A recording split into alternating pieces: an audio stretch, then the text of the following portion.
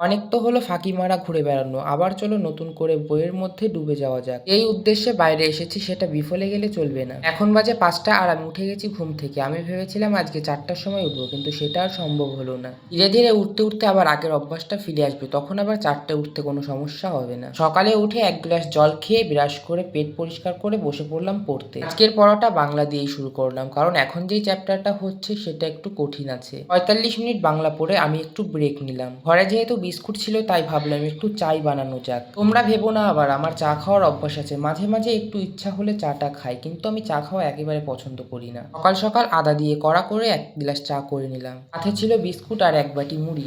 এখন বাজে ওই ৬টা বা ৬টা ১৫। তা নিয়ে এখন বসেছিলাম ভৌতবিজ্ঞানের বইটা নিয়ে। সবাইকে দেখি একদিকে খায় একদিকে পড়ে, বিন্দাস ওদের চলে যায়, কিন্তু এটা আবার আমার দ্বারা হয় না। তো সবার দেখা দেখি আমি একটু ট্রাই করতে গেলাম, কিন্তু দেখলাম আমার দ্বারা এটা হবে না। পড়ার সময় শুধু মনে পড়ে কখন আর এক বাইট নিব। তোমরাও এখন ফাঁকিঝুঁকি বাদ দিয়ে নিজের নিজের কাজে লেগে পড়ো।